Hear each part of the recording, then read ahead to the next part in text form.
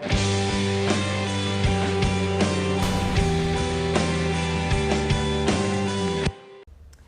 j'ai entendu parler d'une histoire d'année de la foi, une espèce de porte de la foi. Tu sais ce que c'est ça? Ah, très bien.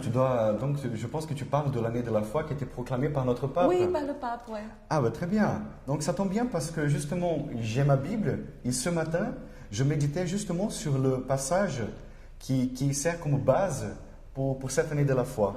Donc, c'est dans le livre des Actes des Apôtres, chapitre 14, verset 27. Ça parle de l'expérience de Paul et Barnabé. Donc, ils étaient partis en mission et là, ils rentrent d'une mission après quelques expériences très fortes d'évangélisation.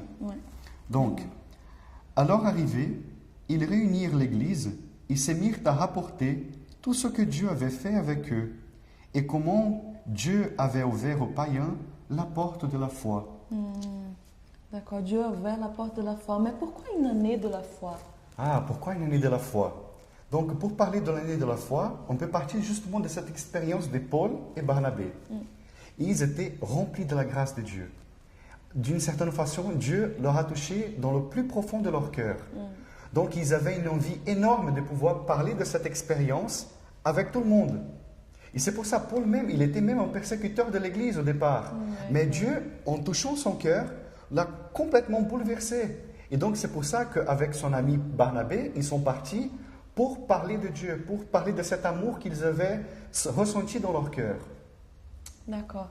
Mais je ne vois pas le lien entre l'année de la foi et ce témoignage, cette expérience-là que Paul et Barnabé. D'accord. Donc, Paul et Barnabé, cette expérience, nous vivons aussi cette expérience dans notre quotidien. Par exemple, quand je fais un gâteau au chocolat et je vois qu'il est très bon, j'ai l'envie de pouvoir dire à tout le monde, voilà, j'ai fait un super gâteau au chocolat, c'est super bon et je veux que tout le monde goûte à ce gâteau.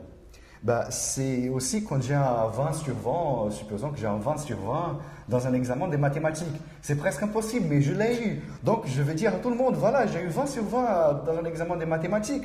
Surtout à mes parents, il faut absolument qu'ils sachent. Oui, et voilà. Quand on vit des expériences, des petites expériences, mais qui sont sympas quand même, dans notre vie, on a envie de partager. Quand on a une expérience avec Dieu qui nous touche dans le plus profond de notre cœur, à ce moment-là, nous avons donc encore plus envie de pouvoir parler à tout le monde. Cette expérience de Dieu dans notre vie, expérience que Paul et Barnabé avaient vécue et que nous aussi nous pouvons vivre avec Jésus, cette expérience nous ouvre une porte de la foi. C'est par la foi donc que nous pouvons ouvrir cette porte et cette porte nous donne sur un chemin qui est le chemin, un long chemin qui nous mène au vrai bonheur qui est au ciel avec Jésus, où nous serons face à face avec lui. C'est un long chemin, c'est pour toute la vie. Ce n'est pas une promesse de 100% de bonheur, mais dans nos peines, mais aussi dans nos joies, Dieu sera toujours avec nous. Oh, mais c'est génial tout ça, hein? Ça me parle beaucoup. Et moi aussi, je veux faire ce chemin. Très bien, donc nous allons demander à l'Esprit Saint de venir à notre aide pour que nous puissions aller plus loin dans ce chemin de foi qui mène au bonheur. Amen. Donc, si tu veux bien, on va faire une petite prière à l'Esprit Saint. Amen. Nous te remercions, Esprit Saint de Dieu, pour cette grâce de cette année de la foi dans ton Église. Nous te demandons de venir à notre aide.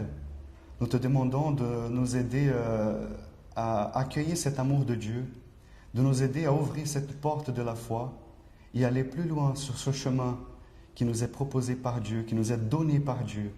Un chemin de bonheur éternel. Amen. Amen.